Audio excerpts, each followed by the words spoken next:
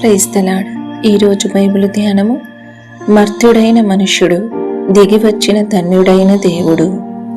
ఆదికాండము 5వ అధ్యాయములో మనం దేవుని వాక్యంలోని ప్రసిద్ధ వంశావళులలో మొదటి దానిని చూస్తున్నాము.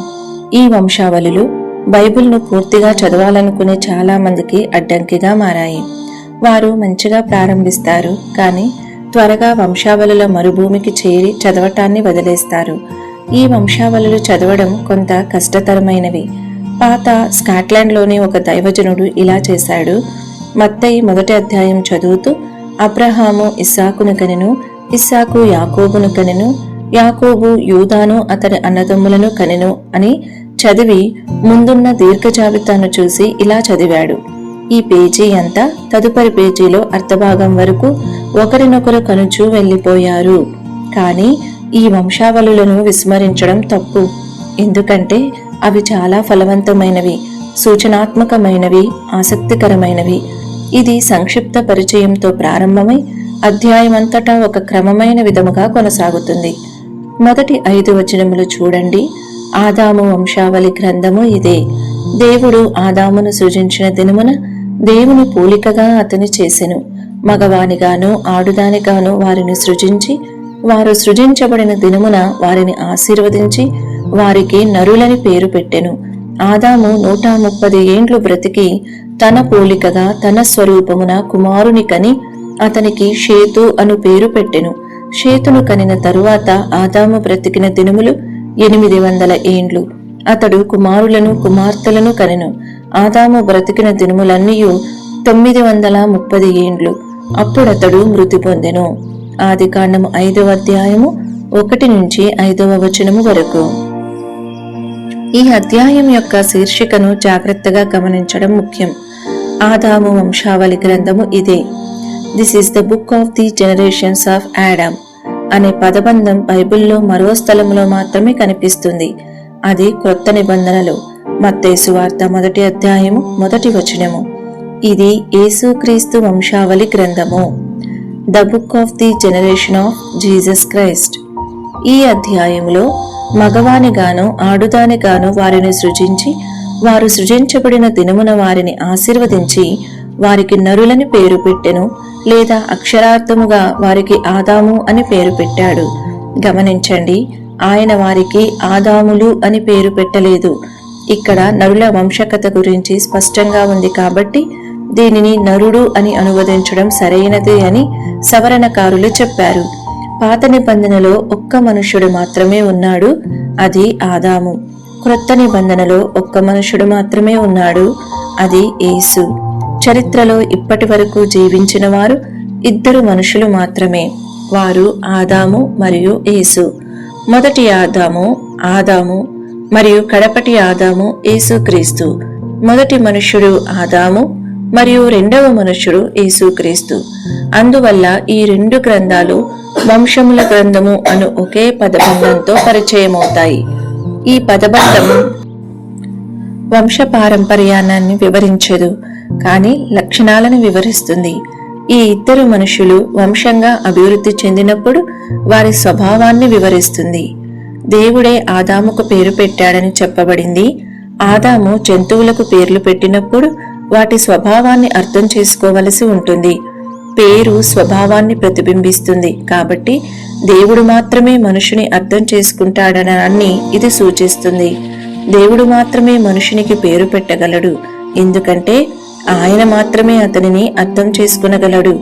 దేవునిచే కలిగిన మనుషుని గురించిన దేవుని వాక్యము మనకు అత్యంత అవసరం. ఎందుకంటే దైవ గ్రంథములో మనుష్యుని గురించి చెప్పినది వివరించకపోతే మనస్తత్వ శాస్త్రం వాస్తవికంగా లేదా సరైనదిగా ఉండదు.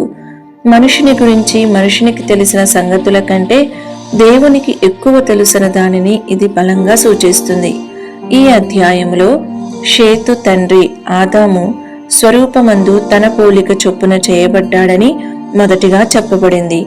అతను ఆదాము యొక్క ఖచ్చితమైన నకలు. అందుకే ఆదాము యొక్క ప్రతి కుమారుడు ప్రతి కుమార్తె అలాగే ఉన్నారు. బైబిల్ ఆధునికమైనది, ఎందుకంటే అది ఈ విషయాన్ని గూర్చి మనతో వ్యవహరిస్తుంది. మనమును ఆదాము కుమారులం కూతుళ్ళం. ఆదాము కుమారుడైన షేతు లక్షణాలను పుణికిపుచ్చుకొన్నాం. తన స్వరూపమందు తన పోలిక చొప్పున అనే పదం ఉపయోగించినప్పుడు అది మనుష్యునిలో దాగి ఉన్న లోపలి నమూనాను, బయటి లక్షణాలను సూచిస్తుంది. లోపలి జీవితములో మరియు బయటి జీవితములో షేతు ఆదాములాగా ఉన్నాడు. అందుకే అతను పతనమైన మనుష్యుడు. ప్రతి మనిషికి చెప్పబడిన కుమారుడు జ్యేష్ఠ కుమారుడే కానక్కరలేదు. వారు వేరే వేరే కుమారులను కుమార్తెలను కనిరి అని చెప్పబడింది. ఆ కుటుంబం నుండి ఒకడు ఎంపిక చేయబడి అతడు జ్యేష్ఠ కుమారుడు కాకపోవచ్చు, ఈ వంశావళిలో చేర్చబడ్డాడు. కాబట్టి దీనిలో ఆసక్తికరమైన కొన్ని అంశాలు ఉన్నాయి. మునుముందు మనము వాటిని గమనిస్తాము. దీని ఉద్దేశ్యం సమయాన్ని వెంబడించడం కాదు. ఈ కథనం గురించి గమనించాల్సిన రెండవ అంశము, ఈ మనుషులు జీవించినది అతి దీర్ఘకాలం. వారిలో చాలా మంది 900 సంవత్సరాలు జీవించారు. బహుశా మనం దీన్ని చదువుతూ ఉన్నప్పుడు వారి వలె మనము కూడా జీవిస్తే బాగుండును అని తలంచే కొందరు, కాదు, అంత దీర్ఘకాలం జీవించడం ఈ దినములలో శాపంగా ఉంటుందని మరికొందరు భావిస్తారు. జలప్రళయం ముందు మనుష్యులు ఈ రోజుల కంటే చాలా ఎక్కువ కాలం జీవించారన్నది నిజం. దీనికి కారణాలు, శాస్త్రీయ సూచనలు ఆసక్తికరం. నేను దానిని వివరించడం లేదు, కానీ అధ్యయనం చేయాలనుకుంటే మీరు ప్రయత్నించి చూడండి. దేవుడు ఉద్దేశించిన మనుషుని సంవత్సరాలు సుమారు 1000 సంవత్సరాలు. కానీ మనుష్య పతనం తర్వాత మార్పు వచ్చి, భిన్నమైన జీవనశైలి వచ్చి ఇదంతా మారిపోయింది. మూడవ అంశం, ఈ కథనం అప్పుడతడు మృతి పొందెను అను పదం పదే పదే పునరావృత్తి అవ్వడం గమనించగలరు. ప్రతి వ్యక్తి ప్రస్తావన అప్పుడతడు మృతి పొందెను అను దానితో ముగుస్తుంది. 8 సార్లు అప్పుడతడు మృతి పొందెను అను ఈ పదం గొప్ప గంట శబ్దంలా ప్రతిధ్వనిస్తూ నమోదు చేయబడింది. ఈ విషయం మీరు చావనే చావరు, ఆదికాండము 3వ అధ్యాయం 4వ వచనము అని సాతాను చెప్పిన అబద్ధాన్ని వ్యతిరేకిస్తూ వాస్తవం నమోదు చేయబడింది. ప్రతి ఒక్కడు చాలా సంవత్సరాలు జీవించి చనిపోయిన వారే. ఇది ఈ రోజుల్లో మనకు తెలిసిన మరణ రూపాలు అప్పటికి కూడా ఉండడాన్ని సూచిస్తుంది. శారీరక మరణం మాత్రమే కాదు, మరణం వేరే రూపాలు తీసుకుంది. దుర్భావాలు, ఈర్ష్య, ద్వేషాలు, అర్థహీనత, నిరాశ మన జీవితాల్లో ఉన్న మరణ రూపాలు. అది దేవుడు ఉద్దేశించిన జీవితం కాదు. జలప్రళయం ముందు జీవితాలు ఈ రోజుల్లో ఉన్నట్లే ఉన్నాయి. సౌకర్యం, విలాసాలు వెతికే తరం, సాంకేతిక సాఫల్యాలలో ప్రకాశవంతులు నగరాల్లో కలిసి కృత్రిమ జీవితం సృష్టించారు. కానీ దేవుడు కోరిన జీవితం భిన్నంగా ఉంది. ఈ కథనంలో మరణపు కంట శబ్దానికి ఒక మినహాయింపు ఉంది. ఒక మనుష్యుణ్ణి గూర్చి అప్పుడతడు మృతి పొందెను అని చెప్పబడలేదు. హానోకు 65 ఏండ్లు బ్రతికి మెతూషలను కనెను. హానోకు మెతూషలను కనిన తరువాత 300 ఏండ్లు దేవునితో నడుచుచు కుమారులను కుమార్తెలను కనెను. హానోకు దినములన్నయు 365 ఏండ్లు. హానోకు దేవునితో నడిచిన తరువాత దేవుడతని తీసుకుని పోయెను కనుక అతడు లేకపోయెను. ఆదికాండము 5వ అధ్యాయము 21 నుంచి 24వ వచనము వరకు. ఇది మన ఆసక్తిని దృష్టించడానికి రూపొందించబడింది. మొత్తం ఈ పేరాలో ఉన్న విషయం చలనచిత్రంలా మన గుండెలోనికి వెళ్తుంది. అప్పుడతడు మృతి పొందెను అని కాకుండా దేవుడతని తీసుకుని పోయెను కనుక అతడు లేకపోయెను అని, మరియు హెబ్రీయులకు రాసిన పత్రిక 11వ అధ్యాయములో హానోకు కథను చెప్పి ఈ పదం విశ్వాసమును బట్టి హానోకు మరణము చూడకుండునట్లు కొనిపోబడెను. హెబ్రీయులకు రాసిన పత్రిక 11వ అధ్యాయము 5వ వచనము అని చెప్తుంది. అంటే చరిత్రలో 2 మనుషులు మరణం చూడలేదు. హానోకు ఒకడు, ఏలియా మరొకడు. హానోకు మరణం చూడలేదు కాని కొనిపోబడెను. ఈ కథనంలో 2 సార్లు కొనిపోబడక ముందు దేవునితో నడిచెను అని చెప్పబడిన హానోకు కథ, ఒక చిన్న పిల్ల తల్లికి చెప్పిన పద్ధతి నాకు నచ్చింది. ఆ చిన్నది ఇలా చెప్పింది: ప్రతిరోజు హానోకు దేవునితో దీర్ఘ సంచారాలు చేసేవాడు. ఒకరోజు చాలా దూరం నడిచాడు. అప్పుడు దేవుడు హానోకుతో, నీవు నాతో తిరిగి వెళ్ళలేనంత దూరం వచ్చావు, తిరిగి వెళ్ళలేవు, నాతో ఇంటికి రా అన్నాడు అని చెప్పింది. ఈ పేరా ఉద్దేశ్యం దేవునితో నడవడంపై దృష్టి పెట్టడం. దేవునితో నడవడం అంటే ఏమిటి? దైవభక్తి లేని ప్రకాశవంతమైన తరంలో ఒక మనిషి దేవునితో నడిచాడు. అది ఏమిటి? అప్పట్లాగానే ఈ రోజుల్లో కూడా అలాగే చేయవచ్చు. అదేవిధంగా దేవునితో నడవడం ఇప్పుడు సాధ్యమవుతుంది. హానోకు శారీరకంగా దేవునితో నడవలేదు. ఇది దృష్టాంతర భాష. ఈరోజు కూడా మనము అలాగే నడవవచ్చును. మొదటి విషయం, దేవుడు వెళ్లే దిశలో వెళ్లడం. అతను దేవుడు వెళ్లే మార్గంలో వెళ్ళాడు. దేవుడు మానవ చరిత్రలో ఎల్లప్పుడూ సంచరించుచునే ఉన్నాడు. ఇప్పుడు దేవుడు మానవ జీవితంలో కొన్ని చేయడానికి సాగుతున్నాడు. శతాబ్దాలుగా చేస్తున్నాడు. దేవునితో నడిచే మనిషి దేవుడు వెళ్లే మార్గాన్ని ఎరిగి అలాగే వెళ్ళాలి. అది ఏమిటి? దేవుడు ఏ దిశలో వెళ్తున్నాడు? దానిని సానుకూలంగా చెప్పలేకపోవచ్చు, కానీ ప్రతికూలంగా చెప్పవచ్చు. దేవుడు పాపముపై అచంచలమైన శత్రుత్వంతో వెళ్తాడు. మానవ జీవితాన్ని నాశనం చేసేదానికి ఆయన వ్యతిరేకి. ఎంత మంచిగా కనిపించినా, ఆకర్షణీయంగా కనిపించినా, రంగురంగులుగా కనిపించినా దేవుడు దానికి వ్యతిరేకి. దేవునితో నడిచే మనిషి తన జీవితంలో పాపంపై అచంచలమైన శత్రుత్వంతో నడిచి దానితో సఖ్యపడకుండా, అది వానిని పరిపాలించనివ్వకుండా జీవిస్తాడు. అది దేవునితో నడవడంలో మొదటిది. రెండవది, అడుగులు సమానంగా వేయటం. ఎవరితోనైనా నడవాలంటే అడుగులు సమానంగా వేయాలి. త్వరగా లేదా ఆలస్యంగా వేస్తే అసమతుల్యత వస్తుంది. ఒకడు మరొకడిని ఢీకుంటారు. కాబట్టి అడుగులు సమానంగా వేయాలి. క్రొత్త నిబంధనలో నడవడం ఇలా వివరించబడింది. అది అడుగుల పరంపర. నడవడం అంటే ఎండ్లెస్ బెల్ట్ పై సాగడం కాదు. అది మెరుగుపడదు. దానిలో దాదాపు పడడం పునరావృత్తి అవుతుంది. మీ నడవడాన్ని విశ్లేషించారా? ప్రతి అడుగు వేసినప్పుడు దాదాపు పడిపోతారు. శరీరాన్ని అసమతుల్యం చేసి మరొక కాలుతో సమతుల్యం చేసుకుంటారు. మళ్ళీ అదే పునరావృతం అవుతుంది. నడవడం అంటే ఎల్లప్పుడూ పడిపోయే అంచులో జీవించడం. దేవునితో నడిచే మనిషి లేదా స్త్రీ అలాగే చేస్తారు. పడిపోయే అంచులో జీవిస్తారు. అది సాహసకరమైన జీవితం. దేవుడు సహాయము చేయనిచో పడిపోతారు. ఆయనపై ఆధారపడినట్లయినా స్థిరంగా ఉంటారు. దేవునితో నడవడం అంటే ఎల్లప్పుడూ సాహసం చేయడం. స్థితిగతుల్లో సంతృప్తి పడకుండా ఏమీ చేయని స్థితిలో ఉండరు.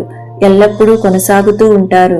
దేవుడు ఒత్తిడి చేస్తే తప్ప అడుగు తీసి అడుగు పెట్టే వారిని నా జీవితంలో కోకొల్లలుగా చూశాను. ఒక అడుగు పెట్టిన తరువాత కూర్చోవాలని, కొంత విశ్రాంతి తీసుకోవాలని అనుకుంటారు. ఇది ఆపు, కొత్త అడుగు వేయి, ఇది ప్రారంభించు, కొత్త దిశలో సాగు అని దేవుడు మనలను ఒత్తిడి చేస్తాడు. కానీ మనం తర్వాత చేస్తాము అని మనం ఆయనను ఎదిరించి ఉంటాం. దేవుడు వచ్చి మరొక అడుగు వేయి అంటాడు. అయితే మనం దేవునితో ఇలా అంటాము, ఓహో, ఇదివరకే కష్టంగా వేశాను, కొంతకాలం నన్ను వదులు అని అంటాము. దేవా, నీవు వెళ్ళు, మరలా తిరిగిరా అని దేవునితో అంటాము. దేవునితో అలా చేస్తే అది చాలా చెడు జరుగుటకు కారణమవుతుంది. ఇశ్రాయేలీలు వాగ్దానపు దేశం అంచులకు వచ్చినప్పుడు వారు అలా చేశారు. నాతో దేశంలోకి నడవండి అని దేవుడంటే వారు, కాదు, నువ్వు మాత్రమే వెళ్ళు, మేము రాం అన్నారు. దేవుడు, సరే, 40 సంవత్సరాలు మరుభూమిలో తిరగండి, నేను వదిలేస్తానన్నాడు. దేవుడు మనం కోరుకున్నది ఇస్తాడు. అది మనకు చాలా చెడు చేస్తుంది. హానోకు అలా కాక దేవునితో సాగిపోయి అడుగులు సమానంగా వేయడం నేర్చుకున్నాడు. మూడవది, వారిలో వివాదం లేదు. వారు ఏకీభవించారు. సమ్మతింపకుండా ఇద్దరు కూడి నడుతురా. ఆమోసు గ్రంథము 3వ అధ్యాయము 3వ వచనము. వారు ఏకీభవించాలి. మనం కూడా అలా ఉండాలి. దేవునితో నడవాలంటే మన మధ్య వివాదం ఉండకూడదు. ఆయన చూసినట్లు మనము చూడాలి. ఇది మన జీవితాల్లో ఎంతో మార్పును తీసుకుని వస్తుంది.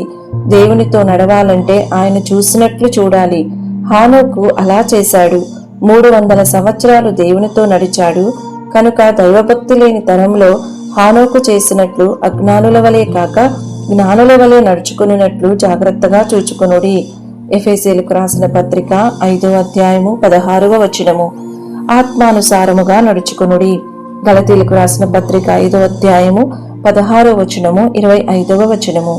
దేవునికి తగినట్టుగా మీరు నడుచుకొనవలెనని. తెస్సలోనికి రాసిన మొదటి పత్రిక 2వ అధ్యాయము 12వ వచనము. ఆరంభములో హానోకు దేవునితో నడవలేదు. అతని మొదటి 65 సంవత్సరాల కథ వేరే. బహుశా చుట్టూ ఉన్నవారిలా దైవభక్తి లేని స్వభావం ప్రతిబింబించాడు. అప్పుడు ఏమి జరిగింది అని అడిగే వారికి ఇక్కడ జవాబు ఉంది. హానోకు 65 బ్రతికి మెతూషలను కనెను. మెతూషల జన్మ తరువాత హానోకు దేవునితో 300 సంవత్సరములు నడిచెను. ఈ బిడ్డ జన్మ అతన్ని దేవునితో నడవడానికి ప్రారంభింపచేసింది. తండ్రి కావడం మాత్రమే కాదు, యువకుడిపై తండ్రి కావడం గాఢ ప్రభావం చూపుతుంది. అది అతని కుమారుడికి పెట్టిన పేరులో వెల్లడవుతుంది. మెతూషల అను పేరు ఆసక్తికరమైన పేరు. అక్షరార్థముగా ఆయన మరణమే దానిని తీసుకువస్తుంది, లేదా అతడు చనిపోతే అది వస్తుంది. ఏమి వస్తుంది? జలప్రళయం. హానోకు ప్రవచించాడని దేవుని వాక్యంలో చెప్పబడింది. దైవిక సాగుదిశ చూశాడు. తన కాలంలో సంస్కృతి సౌకర్యాలు, యంత్రాల వృద్ధి చూశాడు. మానవ జీవితంలో చెడు సూత్రంపై అనివార్య తీర్పు వస్తుందని, స్వార్థపూరిత ప్రపంచం నాశనమవుతుందని చూశాడు. బిడ్డ జన్మించినప్పుడు దేవుని వాక్యానికి విధేయతగా అతడు చనిపోతే అది వస్తుంది అని పేరు పెట్టాడు. హానోకు ప్రవచనం బైబిలు చివరి పుస్తకం కంటే ముందు ఉన్న యూదా పత్రికలో ఉంది. బైబిల్ అద్వితీయమైనది అని చెప్పుటకు యూదా మరియు ప్రకటన ఆదికాండముతో ఎలా బంధింపబడ్డాయో గమనించండి. ఆదాము మొదలుకొని 7వ వాడైన హానోకు కూడా వీరిని గూర్చి ప్రవచించి ఇట్లనెను, ఇదిగో అందరికిని తీర్పు తీర్చుటకును వారిలో భక్తిహీనులందరూ భక్తిహీనముగా చేసిన వారి భక్తిహీన క్రియలన్నిటిని గూర్చియు భక్తిహీనులైన పాపులు తనకు విరోధముగా చెప్పిన కఠినమైన మాటలన్నిటిని గూర్చియు వారిని ఒప్పించుటకును ప్రభువు తన వేవేల పరిశుద్ధుల పరివారముతో వచ్చెను. వారు తమ దురాశల చొప్పున నడుచుచు లాభము నిమిత్తము మనుష్యులను కొనియాడుచు సనుకువారును తమ గతిని గూర్చి నిందించువారునై ఉన్నారు. వారి నోరు డంబమైన మాటలు పలుకును. యూదా పత్రిక 14-16వ వచనము వరకు. అది హానోకు కాల ప్రపంచం. అతను దాని అంతమును చూశాడు. ప్రభువు తీర్పు చేయడానికి వస్తున్నాడని చూశాడు. యూదా పేరాలో ద్వితీయ అర్థం యేసు 2వ రాకడను తీసుకుంటారు. కానీ ప్రాథమికంగా ప్రళయ తీర్పును గూర్చి హానోకు ప్రళయం వస్తుందని చూశాడు. కుమారుడికి ఆయన మరణమే దానిని తీసుకువస్తుంది అని పేరు పెట్టాడు. నోవాహుకు 600 సంవత్సరాల వయసులో మెతూషెల చనిపోయిన అదే సంవత్సరం జలప్రళయం వచ్చింది. దేవుడు ప్రవచించినట్లు జరిగింది. కానీ దేవుని కృప ఇక్కడ వెల్లడవుతుంది. ఈ బాలుడు ఎవరూ జీవించరని సంవత్సరములు అనగా 969 సంవత్సరాలు జీవించాడు. దేవుడు పేరులో సూచించిన బెదిరింపును నెరవేర్చడానికి ఎంత వేచి ఉన్నాడు గమనించండి. ఈ బాలుడు కుటుంబానికి ఎంత ఆకర్షణ అయ్యాడో ఊహించండి. అతను బయటికి వెళ్ళేటప్పుడు ఎలా చూశారో. దేవుడు అతన్ని అందరికంటే ఎక్కువ జీవించనివ్వడం దేవుని హృదయంలో ఉన్న కరుణను చూపిస్తుంది. దేవునికి తీర్పు తీర్చడం ఇష్టం లేదు, కానీ తన సత్య స్వభావం మరియు నైతికత్వమును బట్టి అలా చేశాడు. ఇప్పుడు ఈ వంశావళి కారణం కనిపిస్తుంది. మొదట ప్రవచన ప్రధాన ఉద్దేశాన్ని గంభీరముగా చూపడానికి ఇవ్వబడింది. మనుష్యులు దేవునితో నడవడానికి పిలుపు పొందారు. దేవునితో నడవడం సాధ్యత, ముఖ్యత నేర్పడం గురించి చెబుతుంది.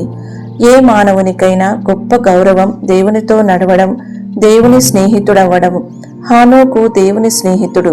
రెండవది, ఈ వంశావళి చెడు చివరగా ఆగిపోతుందనే రోజును హెచ్చరించడానికి. దేవుడు మానవ చెడును అనంతంగా పెరగనివ్వడు, అతను అడ్డుకుంటాడు. అది చరిత్రలో పదే పదే జరిగిన విషయం. కానీ పరిమితి చేరితే తీర్పు తీరుస్తాడు. యూదా గ్రంథం సందేశం కూడా అదే. కొరింథీయులకు రాసిన మొదటి పత్రిక 10వ అధ్యాయంలో పౌలు చెప్పినట్లు తప్పించుకుని మార్గం ఎల్లప్పుడూ ఉంది. ఈ అధ్యాయంలో పేర్ల అర్థాల్లో ఆసక్తికరంగా సూచించబడింది. పేర్ల అర్థాల్లో ఒక అధికారి ఆసక్తికర క్రమములో ఇచ్చాడు. షేతు అపాయింటెడ్, నియమించబడెను.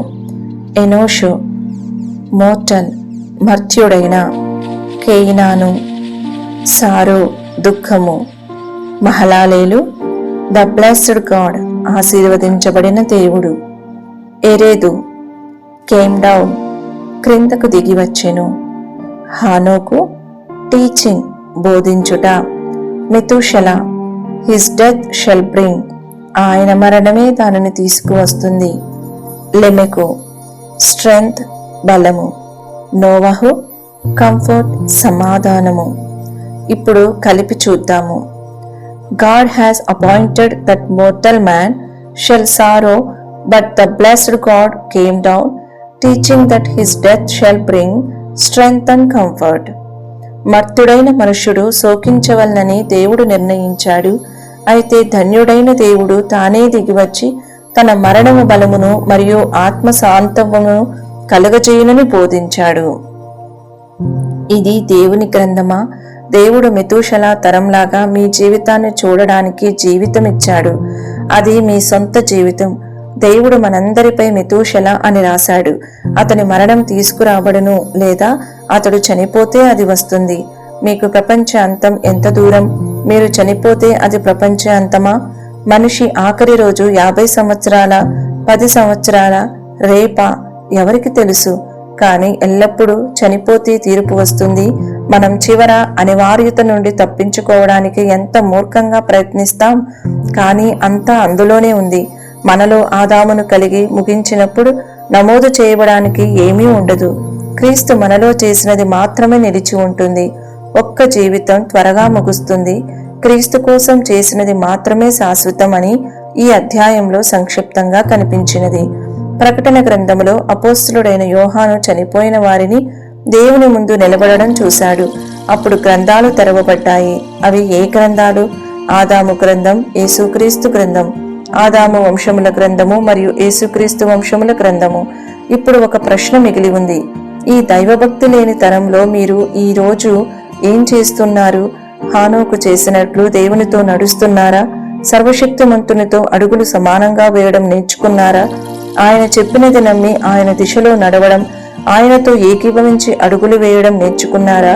అది మరణ తీర్పు నుండి తప్పించుకుని ఆశకు ఏకైక ఆధారం. నేను జీవించుచున్నాను కనుక మీరును జీవింతురు. యోహాను సువార్త 14వ అధ్యాయము 19వ వచనము. నాయందు విశ్వాసముంచు ప్రతివాడును ఎన్నటికినీ చనిపోడు అని యేసు చెప్పాడు. యోహాను సువార్త 11వ అధ్యాయము 26వ వచనము. క్రీస్తులో విశ్వాసులకు మరణం దాని స్వభావం భయము కలిగించదు. మరణం దేవుడు మీకు ఇచ్చిన జీవితంలో క్షణిక మార్పు. ప్రార్థన. తండ్రి, వాస్తవాన్ని చూడడానికి సహాయం చేసినందుకు ధన్యవాదాలు. జీవితం మెరుగులు, మోసాలు, భ్రమల గుండా చూడకుండా హానోకు నీతో నడిచినట్లు నీతో నడవడం, సాధ్యతలు చూడటం, నిన్ను నమ్మడం, నీపై ఆధారపడడం ఎంత సహాయకరం. మేము లోకాన్ని జయించడానికి కావలసిన నడకను నేర్పుము. ఒకరోజు నీవు మాతో తిరిగి వెళ్ళడానికి నీకు దూరము, నాతో ఇంటికి రా అని చెప్పుము. యేసు నామములో ధన్యవాదాలు.